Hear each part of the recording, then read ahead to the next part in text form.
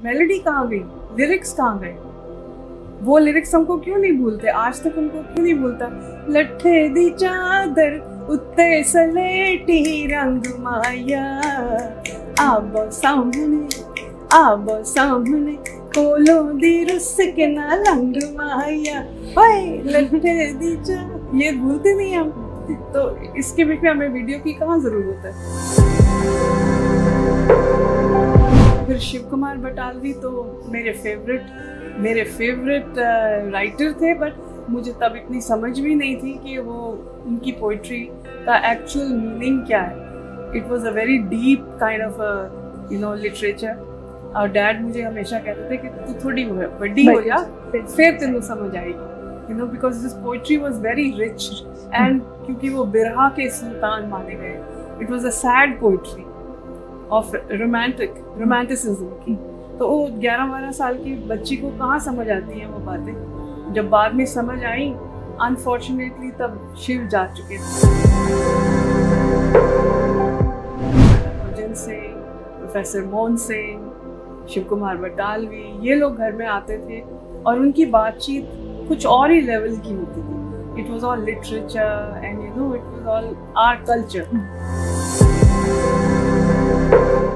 कलासा सिंह मस्ताना, वो मामा के कलीग थे और जहाँ पे भी डुएट गाने हुए वो उन दोनों ने मिलके गाए and they became super hits. और यू विल बी शॉक्ड कि मस्ताना अंकल ने 14-15 गाने गाए और 14-15 गाने ही सुपर हिट हुए आज तक। सो वो ऐसे होता है कि कोई गाना दिल को छू जाए तो वो हमेशा के लिए तुम्हारे जहन में रहता है। सत श्री अकाल मैम, हाउ आर यू? सत श्री अकाल बच्चे, I'm absolutely fine. So this year it was India's 75th Independence Day. Right. And your family is hailed from Pakistan after the partition. Yeah. So आपकी mother Surinder Kaur ji, which is also the Nightingale of Punjab. So क्या memories उन्होंने आपके साथ share की of their family, of their childhood? बहुत tragic था ये partition उनके लिए। सो जो मामा ने मेमोरीज मेरे साथ शेयर की वो अपनी बिल्कुल स्कूल टाइम की और अपने जवानी के दिनों की कि कैसे उनकी फ्रेंड्स थी, सारी मुस्लिम फ्रेंड्स थी और एक टीचर थी मामा की, मिस जायदी उनका नाम था, और वो मामा की बहुत क्लोज फ्रेंड थी बिकॉज उनको मामा का गाया हुआ कोई भी गीत बड़ा अच्छा लगता था। तो अक्सर उनसे रिसेस के टाइम पे, इंटरवल पे वो गाने सुनती होती थी and mama used to miss her so much. Miss Zaidi मुझे बहुत याद आती है, she would always say that. And then a big family of 5 brothers and 5 sisters. There were 10 siblings. तो बहुत बड़ा परिवार था और नाना नानी बहुत ही लविंग थे, बहुत ही लविंग। My नानू was assistant professor of chemistry in Lahore और नानी totally a housekeeping great woman, great lady, देवी कहते थे हम उनको, ये तो कोई देवी है। सो बचपन की बातें जब मामा सुनाती थी उसके बीच में ये था कि इतनी मोहब्बत थी सारों की आपस में, सारे बहन भाइयों की इतनी मोहब्बत थी कि अब वैसी मोहब्बत मिलती नहीं है। हम लोग सारे थोड़े डिफरेंट हो गए, उस टाइम का कल्चर जो था वो बहुत ही वार्म एंड अफेक्शनेट था। सो एक फैमिली जो इतने सारे बच्चे हों जिसमें उसमें हर वक्त एक माहौल जो है वो खुशनुमा। So mama's family was known for कि जब कोई दुख सुख होता है ये सब लोग इकट्ठे हो जाते हैं। So mama always told stories of happy times. और सैड टाइम तभी आया जब पता लगा कि एक रात को मामा और मामा की एल्डर सिस्टर, इन दोनों की शादी की तैयारी हो रही थी, इनकी डावरी बन रही थी और एक मैसेज आया कि अब यहाँ से भाग जाओ, ओवरनाइट भाग जाओ क्योंकि लड़कियों को उठा के ले जाएंगे। वो मेरी नानी के लिए एक बहुत बहुत दुखदायी बात थी क्योंकि वो तो अपनी बेटियों की शादी की तैयारियां कर रही थी। Mama was engaged to my father and बड़ी मासी वाजंट एंगेज्ड, बट शादी की तैयारी सबकी, दोनों बहनों का 2 साल का डिफरेंस था। तो वो इकट्ठी शादी की तैयारी हुई। सो एक बड़ा सैड सा पीरियड था and they had to leave their house, leave all the dowry behind. खाली हाथ वहाँ से आना पड़ा। पार्टीशन के बाद फिरोजपुर में आए, फिरोजपुर से साहिबाबाद में सेटल हुए, रिफ्यूजी कैंपिंग के बीच में आए, एक ठाठ वाली जिंदगी छोड़ के और एक रिफ्यूजीज के जैसे रहना, वो बहुत दुखदाई था। So mama had mixed feelings, but the good memories she had was उनके गुरु जो उनको म्यूजिक सिखाते थे, मास्टर अनायत हुसैन एंड शाम चौरासी घराने के नियाज हुसैन शामी, दो गुरु थे जिनसे मामा ने पटियाला घराना और शाम चौरासी घराना की मूसीकी म्यूज़िक सीखा। सो वो जो इनिशियल स्टेज के ऊपर तुम्हारे गुरु होते हैं वो तुम्हें कभी भी नहीं भूल सकते, and that childhood learning becomes like a treasure for you. वो दिमाग के बीच में हमेशा कायम रहता है। वो ही गाने मामा बार बार सुनाती थी। जब मैं बड़ी हो गई तो मुझे गाने का शौक हुआ तो मामा अपने मास्टर जी के सिखाए हुए गाने मुझे बताती थी। So that was mixed feelings. आपको कभी चांस मिला लाहौर जाने का, उनका एरिया देखने का? I feel very lucky and honoured कि मैं 97 में लाहौर गई। एक ग्रुप था पूरा, ननकाना साहब गुरुद्वारा पाकिस्तान लाहौर में है, वहाँ पे गुरु नानक देव जी के जन्मदिन पे हम लोग 60 डेलीगेट्स का ग्रुप था, हम सारे वहाँ गए और दैट वाज अ ब्यूटिफुल, क्या बोलूँ, जिंदगी के बीच में एक ऐसा ख्वाब जो मैंने सोचा था, कभी सोचा नहीं था कि मैं जा पाऊंगी।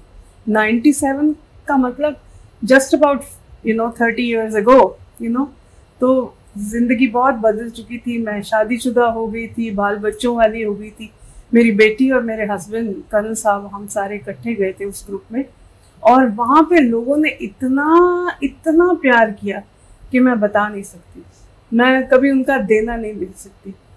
जब हम ट्रेन से गए थे, वाघा बॉर्डर क्रॉस करके लाहौर पहुँचे, तो उन्होंने जो वेलकम किया हमको, गुलाब की पत्तियों के साथ पूरा स्टेशन भर दिया और हमारे गले में गुलाब के हार डाले और इत्र का छिड़काव किया। The whole place was full of fragrance, खुशबू ही खुशबू फैल गई। और लेने वाले मालूम कौन? गुलाम अली भाई, शौकत अली भाई, the lady I am forgetting her name, and Parvez Mehdi, सारे मशहूर सिंगर्स। उनको पता लगा कि हम सब आ रहे हैं इकट्ठे, तो वो हमको रिसीव करने के लिए पूरी की पूरी एक टीम आई थी। और फिर वहाँ से हमको स्टेशन से पिकअप करके they put us up in a 5-star hotel, जहाँ पे हमारा वेलकम हुआ। एंड देन उन्होंने हमको बेस्ट प्लेसेस के ऊपर ठहराया, फैमिलीज के साथ ठहराया, और उन फैमिलीज ने ऐसे प्यार किया जैसे कि हम लोग एक ही फैमिली होते हैं। जैसे हम लोग थोड़ी देर के लिए बिछड़ गए थे, but the love and the affection that those people showered on us, it was unbelievable. उन्होंने हाथों में हमको उठा लिया। हमारा सिर्फ 1 हफ्ते का टूर था, हमने ट्रैवल किया सब जगह। फिर एक मौका आया कि वहाँ पे ओपन एयर थिएटर है, गद्दाफी स्टेडियम, वहाँ पे मुझे परफॉर्म करने का मौका मिला। और वहाँ पे हमारे साथ इंडिया से हंसराज हंस भैया भी गए हुए थे, वो भी हमारे ग्रुप में थे, और कुछ हमारे म्यूजिशियंस थे, कुछ उनके म्यूजिशियंस थे। सब ने मिलके हमने वहाँ पे परफॉर्म किया। और जो स्टेडियम के बीच में पहला गाना मुझे रिक्वेस्ट की गई कि आप वो गाना गाओ जो आपकी मामा ने यहाँ गाया। कौन सा सॉन्ग था? वो गाना मामा ते तियां दी दोस्ती, उसके हम 2 लाइन जरूर सुनाऊंगी। And the most interesting was कि मैं उस दिन अपनी बेटी के साथ, सुनैनी के साथ वहाँ पे लाहौर में थी, और स्टेज पे वो और मैं, हम दोनों ने मिलके जब गाना शुरू किया तो सारी audience, it was a round kind of a stadium, open air, सब लोग ऐसे खुले बैठे हुए थे, ब्यूटीफुल प्लेस, स्टैंडिंग ओवेशन मिली, सब लोग खड़े हो गए and we became so emotional कि आंखों में से बिल्कुल ऐसे आंसू आ गए। और मैंने बोला जब कि ये मेरी माँ ने लाहौर में अपना करियर शुरू किया था और उसने यहाँ पे अपना पहला गाना गाया था, तो clapping and 5 minutes clapping was going on and लोग खड़े हो गए जब, तो एकदम इमोशनल हो गई थी मैं, मेरी बेटी भी, एंड सब लोग स्टेज पे आ गए, गुलाम अली भाई, शौकत भाई, सारे, आरिफ लोहार, सारे ये लोग, बहुत बहुत प्यार मिला। 2-3 जगह पे परफॉर्म करने का मौका मिला। फैसलाबाद भी मैंने परफॉर्म किया, वहाँ के डीसी ने इनवाइट किया था, मैंने वहाँ भी परफॉर्म किया, और वहाँ तो और भी मज़ा आया क्योंकि वहाँ पे आरिफ ने पहले परफॉर्म करना था और उसके बाद मैं एज गेस्ट गई थी। मुझे मालूम नहीं था कि मैं यहाँ गाऊंगी, तो जो डीसी थे उन्होंने कहा कि मैं आपसे रिक्वेस्ट कर सकता हूँ। तो मैंने बोला कि मेरे लिए ये तो बहुत बढ़िया मौका है, बट मेरे पास तो कोई मेरे म्यूजिशियंस नहीं है क्योंकि हंसराज वापस आ गए थे और हमारे इंडिया वाले म्यूजिशियंस भी वापस आ गए थे। तो उन्होंने कहा नहीं, आरिफ के म्यूजिशियंस आपके साथ प्ले करेंगे। सो आरिफ के म्यूजिशियंस ने मेरे साथ प्ले किया और मेरे को उन्होंने कहा आप 1-2 चीज़ें तो ज़रूर सुनाइए। मैंने कहा हाँ मैं ज़रूर सुनाऊंगी, बट मैं, वुड यू बिलीव कि मैं 2.5 घंटे गई, मेरे को छोड़ने ही नहीं दे रहे थे, and ladies just went crazy. कोई पकड़ के, बाद मैं स्टेज से नीचे उतरी, कोई मेरा हाथ पकड़ के चूम रहा है, कोई मेरे किसेस कर रहे हैं, कोई मुझे जो पंजाबी कहते हैं ना जप्पियां बांध रहे हैं, ऐस इतना लाड किया और बोलने लगे हम आपको जाने नहीं देंगे, आप हमारे पास आए हो, हम आपको जाने नहीं देंगे, आप हमारे हो, आप जा नहीं सकते। बहुत प्यार मिला, बहुत ही प्यार। मतलब फीलिंग ये थी कि हम पंजाबीज जो है वो दुनिया में कहीं पे भी होते हैं, हमारी मोहब्बत जो है नहीं रहती वो पंजाबियों की मोहब्बत सब जानते हैं कि we are just you know lovable people, full of affection. It didn't matter at all कि हम इस वक्त पाकिस्तान में या इंडिया में even for that matter कि मैं बाद में बड़े मुल्क घूमे हैं, इंग्लैंड, अमेरिका, कनाडा, दुबई, पता नहीं कहाँ घूमती रही, हर जगह पे भी जहाँ पंजाबी मिले ऐसे ही प्यार और मोहब्बत सबने दिखाया। एक तो बात ये थी कि मैं माँ की बेटी, उस माँ की बेटी जिसने सारी दुनिया में अपना नाम कमाया, और एक कि मैं उसके फुटस्टेप्स पे चल रही हूँ। ये सोच के भी लोग मुझे एक बेटी कह के बुलाते थे, चाहे मैं सुनैनी के साथ गई हूँ, चाहे मैं अकेली गई हूँ। I got the same kind of love from everybody. I am very lucky. ये एडवांटेज लगता था कि मैं इनकी डॉटर हूँ, या कभी प्रेशर भी फील होता था कि मैं उनकी डॉटर हूँ, मुझे उनके शूज कहीं जाकर फिल करने? जब प्रोफेशनली मैं जो है स्टेज पे गई हूँ, it was a very big challenge, क्योंकि माँ तो बहुत मशहूर हो चुकी थी तब तक। जब मैं प्रोफेशनली स्टेज पे गई, वो चैलेंज का ये था कि मैंने जैसे ही गाना शुरू करना तो लोगों ने मेरी आवाज़ को मामा की आवाज़ के साथ मिलाना, और मेरा स्टाइल ऑफ सिंगिंग, मेरा स्टाइल ऑफ ड्रेसिंग अप, मेरा style of talking, everything was like mama. तो वो नेचुरल था, मैं कोई एक्ट नहीं कर रही थी, वो मेरा नेचुरल था, मुझे वो सीखना नहीं पड़ा। इट जस्ट केम नेचुरली, वो मेरी इनहेरिटेंस उसकी वजह से। और आई फील ब्लेस्ड कि मैं उसकी बेटी हूँ, और उसकी वजह से मुझे और ज्यादा प्यार मिला। एज अ मदर कितनी स्ट्रिक्ट थे मामा? अरे नहीं, बिल्कुल भी स्ट्रिक्ट नहीं थे। अच्छा, उनमें जैसे उन्होंने थी, बहुत लविंग, जैसे उन्होंने आपकी डॉटर को कोई क्वालिटीज होती हैं जो हम मदर्स में एज नानी माँ इनकलकेट करते हैं कि उन्होंने मेरी डॉटर को ये चीजें सिखाई, कई टीचिंग सी, कुछ लेसन्स थे, वो जो आप अपनी ग्रैंड डॉटर के आगे कैरी फॉरवर्ड करना चाहते हो? यस, सुनैनी बहुत लकी है कि मैं, क्योंकि आर्मी ऑफिसर के साथ मेरी शादी हुई, तो मैं पोस्टिंग्स के ऊपर कई बार बाहर चली जाती थी और बच्चे नानी के पास रह जाते थे। सुनैनी नानी के पास बहुत रही है, उसने नानी से बहुत कुछ सीखा। Mama was very fond of cleaning, you know, घर की सफाई होनी चाहिए, आप साफ सुथरे रहना है, यू नो, ऐसी चीजें। और म्यूजिक तो इनहेरिटेड था ही, तो मामा ने जो चीजें सुनैनी को सिखाई वो मुझे भी सिखाई हुई थी, वो सुनैनी को भी सीखने का मौका मिला। अब मुझे बड़ी खुशी होती है कि जब सुनैनी अपना घर वैसे ही सजाती है, संवारती है, तो मुझे माँ की याद आती है कि ये सिर्फ मेरी ट्रेनिंग नहीं है, ये मेरी माँ की भी ट्रेनिंग है। आपका अपनी ग्रैंड डॉटर के साथ कैसा बॉन्ड है, या उसको क्या म्यूजिक की आप टीचिंग तभी से देते थे? वो तो सब मेरा मजाक करते हैं कि डॉली की डार्लिंग है रिया। रिया को मैं बोलती हूँ, रिया यू आर माय डार्लिंग, क्योंकि वो मेरे हाथों में पैदा हुई है। सुनैनी मेरे पास थी जब रिया बॉर्न हुई है, तो एक बड़ा स्ट्रॉन्ग बॉन्डेज है। और मामा की एक और ख़ास बात थी कि मामा बहुत हॉस्पिटेबल। हमारे घर का एक रिवाज था कि हमारे घर कोई आया है तो वो बगैर खाना खाए नहीं जाएगा। मामा ने जाने ही नहीं देना, पीछे पड़ जाना, चाहे उसने बंदा खाना खा के आया हो उसको दोबारा खाना पड़ता था, क्योंकि मामा छोड़ती नहीं थी। तो यही हैबिट सुनैनी की भी है। और फिर आगे से मैंने देखा है कि it is coming to Riya also. Riya is now young girl, वो पढ़ाई में बहुत अच्छी है, और आई फील वेरी ब्लेस्ड कि उसका मेरा बॉन्डेज एक और भी है, क्योंकि मैं डॉक्टर बनना चाहती थी तो मैंने साइंस पढ़ी, और रिया भी साइंस डॉक्टर बनना चाहती है, तो उसने अब साइकोलॉजी ऑनर्स लिया है और डॉक्टर ऑफ साइकोलॉजी बनना चाहती है, साइकेट्रिस्ट बनना चाहती है। सो हमारी बातें बहुत कॉमन हो जाती हैं। मेरे से पढ़ती भी है आके, मैं उसको पढ़ाती भी हूँ। साइंस की सब्जेक्ट्स मेरे लिए बड़े फेमिलियर थे, और वो कई बार हैरान भी हो जाती है, नानी आपको इतने साल के बाद याद कैसे है? ऐसे देखो, पढ़ाई, अच्छी पढ़ाई जो करते हैं उनको कभी भूलता नहीं।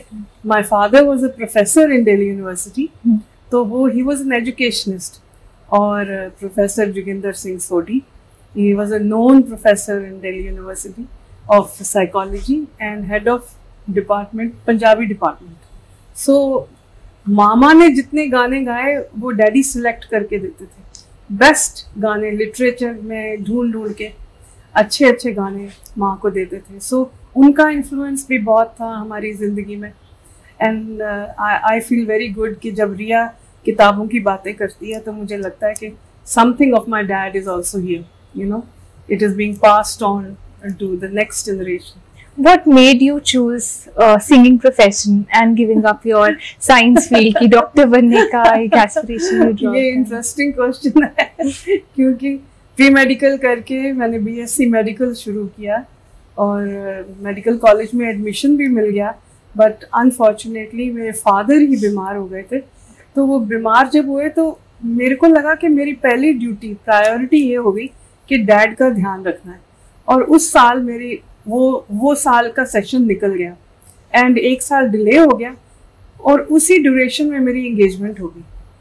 अब जब एंगेजमेंट हुई तो मेरे फादर इन लॉ आर्मी के रिटायर्ड मेजर थे, मेजर BS गुलेरिया. तो he was there at my engagement and he said कि जब डॉली पढ़ाई कर लेगी तब हम शादी करेंगे, एंगेजमेंट कर लेते हैं.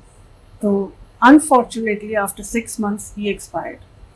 और आर्मी में ये रूल होता है कि बैचलर्स जो होते हैं वो अपनी मदर को अपने साथ नहीं रख सकते.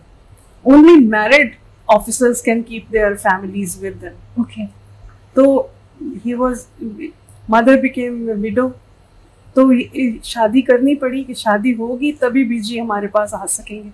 मदर इन लॉ तभी आ सकती हैं जब ऑफिसर की शादी हो जाए. तो 6 महीने के बाद मेरी शादी हो गई. अच्छा. अब शादी जब हो गई तो फिर मेरा दिल दोबारा किया ही नहीं कि मैं कॉलेज जाऊं. एक तो ये था कि सब फ्रेंड्स मुझे टीज करेंगे कि शादी करके आएगी पढ़ाई करेगी कि हस्बैंड का ध्यान रखेगी, और you no family priorities different हो गई. फिर उसके बाद सुनैनी ने आना था बहुत जल्दी. ये 1 साल के बीच में she was born, I became a mother and to enjoy my child I just left my studies. But मैं गाती रहती थी हर वक्त. मेरा गाना सुन के कन साहब मेरे हस्बैंड हमेशा ये कहते थे कि तू प्रोफेशनली अब गाना शुरू कर दे. अच्छा. क्योंकि मैं 16 साल की उम्र से रेडियो पे गाती थी, ऑल इंडिया रेडियो दिल्ली से मैं गाती थी. उन्होंने कहा कि अब प्रोफेशनली गाना, अगर तुम्हें हर वक्त तो तू गाती रहती है, मेरा जो सिर खाती रहती है, इससे अच्छा है कि तू प्रोफेशनली गा. फिर मैंने बाकायदा अपने गुरुओं से तालीम ली और मेरे सबसे डियरेस्ट गुरु हाँ सब अब्दुल रहमान खां पटियाला घराना के, उनसे मैंने बाकायदा तालीम ली. बचपन सारा मैं सीखती रही, म्यूजिक, डांस, ये सब सीखती रही. अलग अलग गंधर्व महाविद्यालय से मणिपुर सीखा, भरतनाट्यम सीखा, कथक सीखा, और हर स्कूल कॉलेज के फंक्शन में पार्टिसिपेट करना. But to become a professional you have to have a proper training. और माँ ने भी यही बोला कि अगर सच में प्रोफेशन में जाना है तो मेहनत करनी पड़ेगी। और वो भी बहुत बड़ा चैलेंज था कि सुरिंदर कौर की बेटी तो ऐसे स्टेज पे जाके तो नहीं गा सकती थी। I had to do something more than normal. So बाकायदा तालीम ली मैंने, और फिर डॉक्टरी तो वो रह गई। फिर डॉक्टरी बच्चों में ही यूज हुई, कोई बीमार हो जाता था, कोई कुछ हो जाता था, मैं घर की डॉक्टर थी। आपकी मदर ने आशा सिंह मस्ताना जी के साथ गाने गाए। आपने अपने इंटरव्यू में भी मेंशन किया कि अमृता जी, शिवजोत जी, शिव कुमार जी आपके घर आते रहते थे, काफी ऐसा माहौल था। तो क्या उनकी कोई मेमोरीज या कोई परफॉर्मेंस? बहुत सुंदर मेमोरीज हैं बच्चे, बहुत सुंदर मेमोरीज। बिकॉज वो लोग ऐसे नहीं थे जैसे कि हम सुनते हैं कि बहुत बड़ा कोई आर्टिस्ट है, कोई पेंटर है, कोई राइटर है, उसको हम दूर से देखते हैं, उनकी बातें सुनते हैं, उनके बारे में पढ़ते हैं। पर जब कोई घर में आ जाता है आपके साथ, वो ऐसे मिंगल हो जाते थे कि जैसे फैमिली मेम्बर्स होंगे। आंटी अमृता प्रीतम तो मामा की फ्रेंड की जैसी थी। वो दोनों कई इंस्टीट्यूशंस की, इप्टा होता है एक इंडियन पीपल्स थिएटर एसोसिएशन है, जो कम्युनिस्ट्स की एक बहुत बड़ा एसोसिएशन थी after partition. Mama and Amrita Pritam दोनों उसकी वाइस प्रेसिडेंट थी। सो उसके जितने फंक्शंस होते थे ये दोनों मिलके करती थी। मेरे डैडी सेक्रेटरी थे उसके, और ये लोग कौमी तराने गाते थे और अवेयरनेस के गाने गाते थे और आज़ादी के गाने गाते थे, और वो मिल के ये सारा करते थे। और घर में महफिल होती थी, मीटिंग्स होती थी। और फिर शिव कुमार बटालवी तो मेरे फेवरेट राइटर थे, बट मुझे तब इतनी समझ भी नहीं थी कि वो उनकी पोइट्री का एक्चुअल मीनिंग क्या है। It was a very deep kind of literature. और डैड मुझे हमेशा कहते थे कि तू थोड़ी बड़ी हो जा, फिर तेनू समझ आएगी, because this poetry was very rich. And क्योंकि वो बिरहा के सुल्तान माने गए, it was a sad poetry of romanticism की। तो वो 11-12 साल की बच्ची को कहाँ समझ आती हैं वो बातें। जब बाद में समझ आई, अनफॉर्चुनेटली तब शिव जा चुके थे। It was very unfortunate. We lost him very young. But what a personality and what a person he was. I used to adore him. उनका कोई सॉन्ग जो आप अभी गाओ? बहुत गाने, बहुत प्यारे प्यारे। आपका favourite, one of your favourite, उसकी 2 लाइनें। माए नी माए मेरे गीता दे नैना विच बिरहूं दी रड़क पवे।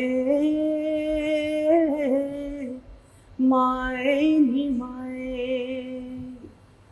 अद्धी अद्धी राती उठ रोन मोए मित्रानू, माए सानू नींद ना पवे। माए नी माए मेरे गीता दे नैना विच बिरहूं दी रड़क पवे। माए नी माए। So sweet ma'am, thank you. आपने ये मेंशन किया आप आर्मी बैकग्राउंड से नहीं बिलोंग करते थे, बट आपकी मैरिज एक आर्मी फैमिली में हुई। क्या रूटीन चेंज हुआ? कितनी स्ट्रिक्टनेस होती थी इस माहौल में? Army as an army wife कितनी रिस्ट्रिक्शंस होती थी? बहुत डिफरेंट था माहौल, क्योंकि डैड बीइंग एन एजुकेशनिस्ट, उनके फ्रेंड्स जितने थे वो सारे इंटेलेक्चुअल्स थे, प्रोफेसर्स थे, राइटर्स थे, जो डॉक्टर हरभजन सिंह, प्रोफेसर मोहन सिंह, शिव कुमार बटालवी, ये लोग घर में आते थे और उनकी बातचीत कुछ और ही लेवल की होती थी। It was all literature and it was all our culture. और आर्मी जब मेरी शादी हुई, बिल्कुल माहौल डिफरेंट था। मैं शादी करके फिरोजपुर गई पहली बार, तो उसी रात को हमारी मेस के बीच में, आर्मी ऑफिसर्स मेस होती है, उसके बीच में हमारे को वेलकम पार्टी थी। तो generals and colonel's and brigadiers सारे वहाँ थे। और मेरे को, जब मेरे हस्बैंड तब कैप्टन थे, ये जब अंदर हम एंटर किए, all of them stood up, सारे खड़े हो गए मेरे को वेलकम करने के लिए। मैं तो बिल्कुल घबरा गई कांप गई कि मैं तो छोटी सी 20 साल की थी, मैं छोटी सी, मैं और ये इतने बड़े बड़े लोग और यूनिफॉर्म पहनी हुई, उन्होंने सच हैंडसम पीपल, और वो सारे खड़े हो गए, तो मैं बहुत हैरान हुई थी। सबसे बढ़िया इंटरेस्टिंग बात यह है फौज की, जो मैं बताना चाहूँगी, कि वो औरतों की बहुत रिस्पेक्ट करते हैं, अपनी वाइफ्स को बहुत ध्यान रखते हैं, बिकॉज थोड़ी फैमिली को छोड़ के दूर जाना पड़ता है, तो उनको फैमिली की कदर है बहुत, और अपनी वाइफ्स को सपोर्ट करना ये उनका एक जैसे रूल है, that's part of their life, they have to honour their wives. तो ये मुझे बहुत ही अच्छा लगा। और डिसिप्लिन की बात यह है कि वो तो मैंने अपने हस्बैंड को देखा था कि अगर सुबह मॉर्निंग होती है तो 6 बजे उठ के पीटी पे जाना है, फिर वापस आना है, यूनिफॉर्म चेंज करनी है, ऑफिस जाना है, फिर शाम को गेम्स के लिए जाना है, दिन में 3-3 बार यूनिफॉर्म चेंज होनी है, और टाइम के पाबंद, डिसिप्लिन लाइफ, कोई इधर उधर नहीं। He told me right after my marriage कि my first priority is going to be my job, my nation. मैं उसकी सेवा कर रहा हूँ, मेरी प्रायोरिटी है, तुम बाद में आओगे, पहले मेरा देश, पहले मेरी नौकरी है, फैमिली बाद में। So I was made to understand this right from day one, and I used to feel very proud to be an army officer wife. मुझे बहुत अच्छा लगता था, बहुत इज्जत मिली, बहुत इज्जत, कल साहब ने भी बहुत इज्जत दी, बहुत प्यार दिया, और मुझे इनकरेज किया। मैं जो लाइफ में करना चाहती थी मुझे करने दिया, और एक रिस्पेक्ट की, as not as a woman, as his wife, but as a human being. इतनी सारी पोस्टिंग्स के साथ भी आपने अपना सिंगिंग प्रोफेशन कितने अच्छे से मैनेज किया। और मैं बहुत लकी हूँ बच्चे, बहुत लकी हूँ। आई जस्ट थैंक गॉड कि God has been so kind. जहाँ जहाँ पोस्टिंग होती थी वहाँ पे मुझे गाने का मौका ज़रूर मिल जाता था, पर ऐसे हुआ कि जब ट्रांसफ़र हो जाती थी, एक तो होती है तुम्हारी पीस एरिया में ट्रांसफ़र होती है, एक होती है तुम्हें बॉर्डर्स पे जाना होता है, दूर होते। 3-3 साल कल साहब हमको छोड़ जाते थे अकेले, पर मैंने दिल्ली नहीं छोड़ा। मैं सेपरेटेड एकोमोडेशन के बीच में भी रही अपने बच्चों के साथ, क्योंकि मेरे बच्चे आर्मी पब्लिक स्कूल में पढ़ते थे दिल्ली, तो मैंने उनकी एजुकेशन में बिल्कुल डिस्टर्बेंस नहीं होने दी, क्योंकि मेरी अपनी एजुकेशन बीच में छूट गई थी। तो मुझे इसका बड़ा वो था, फील करती थी मैं कि मेरे बच्चों की एजुकेशन ख़राब नहीं होनी चाहिए। तो मुझे वो मौके के बीच में ट्रेनिंग, म्यूज़िक की ट्रेनिंग करने का बहुत अच्छा एक सोर्स मिल गया कि मेरे उस्ताद मेरे घर आके मुझे सिखा देते थे। खान साहब अब्दुल रहमान खां घर आते थे, मैंने उनको बोला, शिकायत की कि मैं बाल बच्चे वाली हो गई हूँ, मैं घर से बाहर नहीं जा सकती, क्योंकि मेरी ड्यूटीज़ बड़ी डिफरेंट हो गई। मेरे हस्बैंड बाहर रहते हैं, मेरे बच्चों को कौन देखेगा अगर मैं ही घर से बाहर रही। तो उन्होंने कहा तू अगर गाना चाहती है तो मैं तुझे सिखाऊंगा घर आके। सो 5-6 साल खान साहब घर आए और उन्होंने बाकायदा मुझे क्लासिकल म्यूज़िक की ट्रेनिंग दी टू गेट इनटू प्रोफेशन। कौन से अपने ऐसे सॉन्ग के बाद आपको, फोक सॉन्ग या कौन से ऐसे गीत के बाद आपको लगा कि अब मुझे एज इंडिविजुअल डॉली के नाम से भी पहचानने लगे हैं लोग, रादर दैन कि आप सुरिंदर कौर की बेटी तो हैं, बट एक इंडिविजुअलिटी हमें एक सॉन्ग से मिली। हर एक इंसान की एक इंडिविजुअलिटी होती है। और जब मैं पंचकुला आई तो मैंने पहले फर्स्ट एल्बम जो यहाँ आके रिलीज़ किया वो था शिव कुमार बटालवी के 16 ट्रैक्स का 2 सीडीज, कैसेट्स होती थी तब, डबल ट्विन कैसेट्स का सेट था। मेरा दिल था कि मैं पंजाबी गीत गाऊं पर मामा से थोड़ा हट के गाऊं, तो मैंने उसको थोड़ा सा कंटेम्प्रेरी म्यूज़िक ऐड करके, हमारे एक बहुत अच्छे म्यूज़िक डायरेक्टर हैं सुरेंद्र बच्चन, उनके साथ बैठ के प्लान किया और मैंने 8 ट्रैक्स का एक एल्बम बनाया जिसका टाइटल था निक्का जया। मेरा पहला गाना था निक्का जया एक एल्बम के बीच में, उस गाने का टाइटल लेके हमने गाना गाया और उसमें था एक गीत अंबर सरे दे पापड़। सो वो अंबर सरे दे पापड़ मैं अपनी माँ और मासी प्रकाश कौर को गाते हुए मैंने बचपन में सुना था। वो नॉर्मल ढोलक बजा के घर सारे शादी के ऊपर इकट्ठे गा रहे थे गीत, और I picked up that song. उसको मैंने कंटेम्प्रेरी म्यूजिक देके उसको अंबर सरे दे पापड़ गाया। अंबर सरे दे पापड़ वे मैं खांदी ना, तू करे ना आकड़ वे मैं सहंदी ना, छना छनक तेरी बोदी मेरे हाथ, मेरी गुत तेरे हाथ, जो तू रखना है रख, जो तू कढ़ना है कर। मैयों तेरे नाल वसियां के होर कोई वसे भी ना, मैयों तेरे नाल कट्टियां के होर कोई कट्टे भी ना। So this became popular. I think ये आज भी एक एवरग्रीन सॉन्ग है और हर पंजाबी वेडिंग इसके बिना, इस सॉन्ग के बिना तो इनकम्प्लीट है। एक तो ये लोकगीत है और एक ये डांसिंग नंबर है और एक मॉडर्न थोड़ा सा इसमें ट्रीटमेंट दिया था तो यंगस्टर्स को पसंद आया। It was a roaring success and that was beginning of a new Dolly Guleria.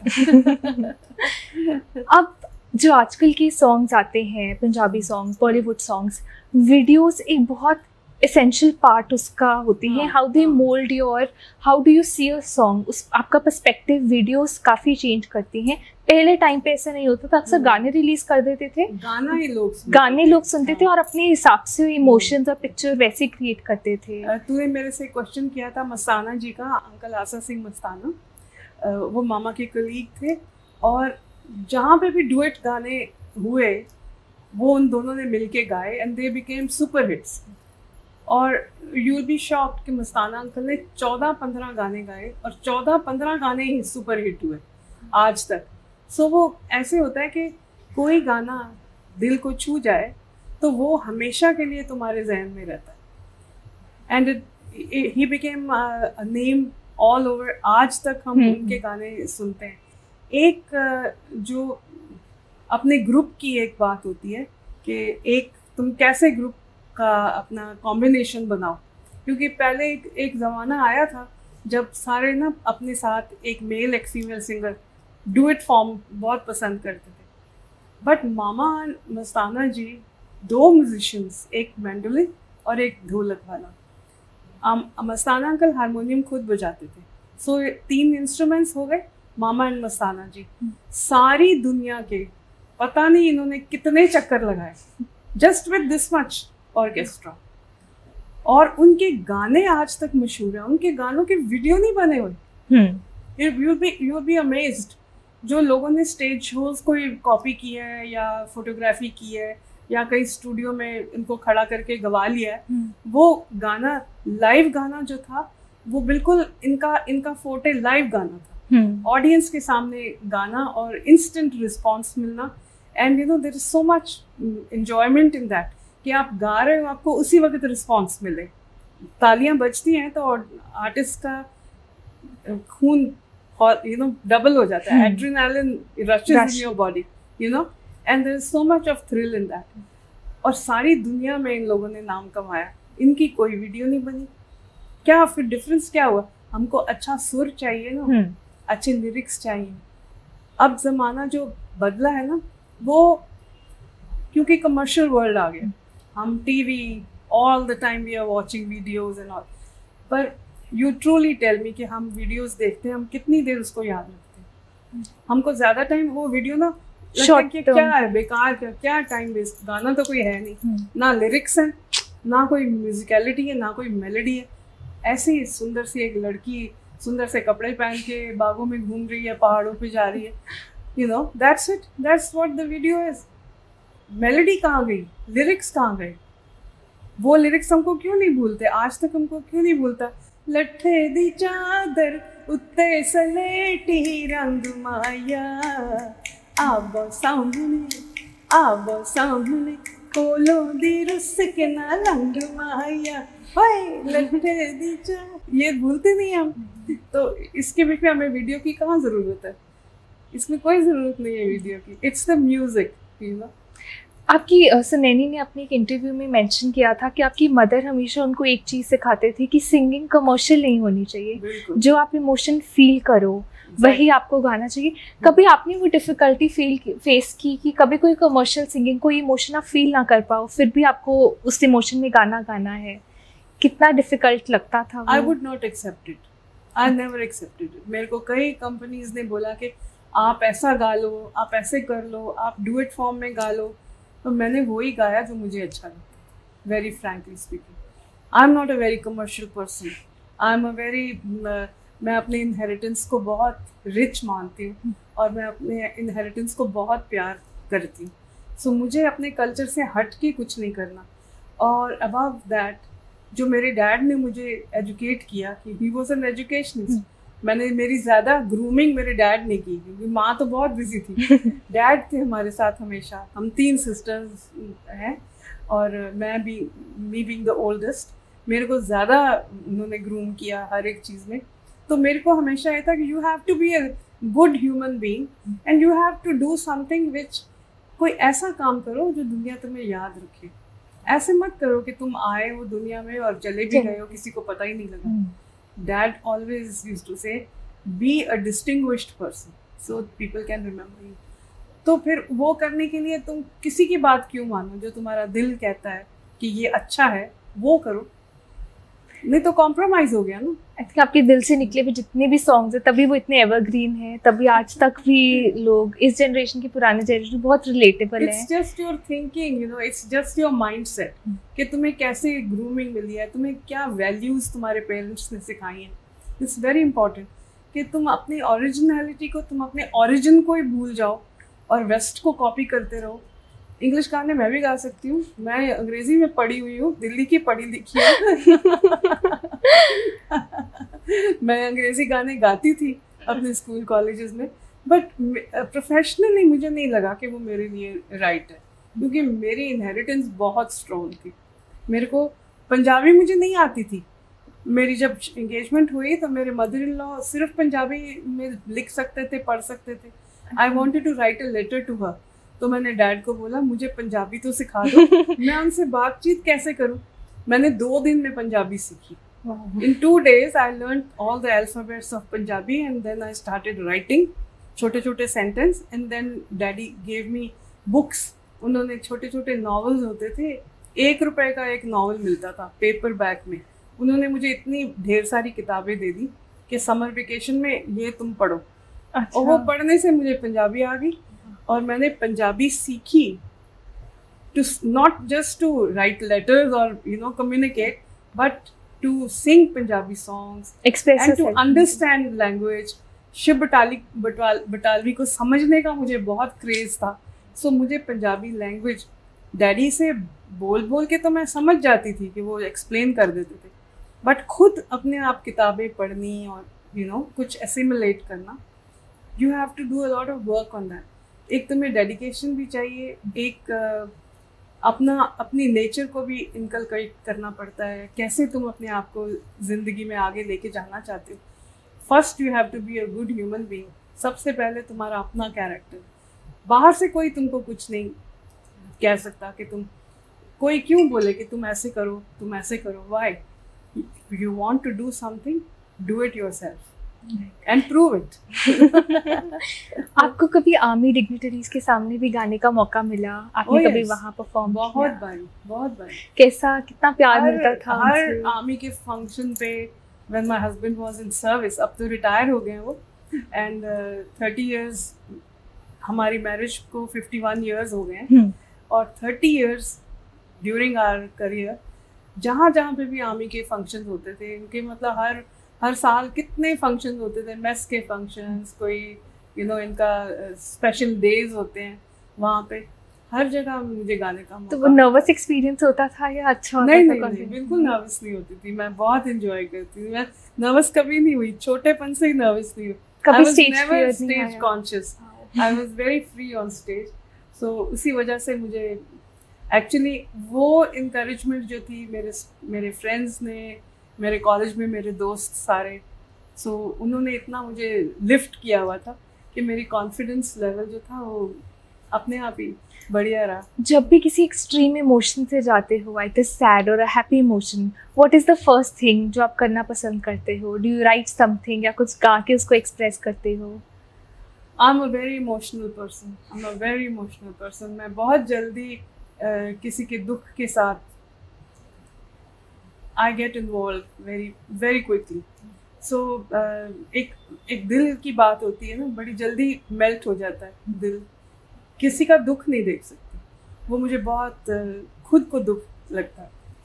So माँ के जाने के बाद वो मेरे को बहुत बड़ा दुख था। माँ यहाँ से बिल्कुल जिंदा मैंने भेजी और she died in America and never came back। मेरे लिए वो ऐसे फीलिंग आती है कि मैंने तो उसको जिंदा भेजा था। I can still feel her, you know. And I feel कि शायद वो एक दिन आ जाएगी, मेरे घर आ जाएगी. सो उस इमोशंस के बीच में मैंने I started writing. I wrote autobiography. मैंने अपनी बायोग्राफी लिखी है. वो एक्चुअली मेरी बायोग्राफी क्या, वो सारी बातें मेरी माँ और मेरे बाप की, you know, my childhood to whatever I learned in my life, I wrote that. So that book is now published and उसका नाम है वगदे पानिया दा संगीत. अच्छा. वगदे पानिया is like a waterfall, you know, like जैसे वाटरफॉल पानी की गिरती है, वैसे मेरी माँ का संगीत जो है, it's like a waterfall. It keeps flowing. It's flowing from one generation to other to the third generation. My grandchildren are also singing Mama's songs. ये it's just like a waterfall. So वो मैंने लिखा है. मैं गीत लिखती हूँ जब भी मेरा दिल करता है. ट्रैवल कर रही होती हूँ, मैं लिखती हूँ, गाने लिखती हूँ. सूफी कलाम लिखा है मैंने. अच्छा. रिकॉर्ड भी किया है. Thank you so much ma'am. आपने इतनी सारी बातें शेयर करी, इतनी मेमोरी शेयर करी, इतना मज़ा आया आपके गीत सुनकर भी. और मेरे ख्याल महफिल जमाने के लिए कोई इंस्ट्रूमेंट्स और किसी की नहीं, आपकी अकेले की ज़रूरत है. आप जहाँ हो, मेरे ख्याल महफिल वहीं पे सज जाती है. थैंक यू बच्चे, thank you. God bless you. Thank you so much. It's just God's blessings.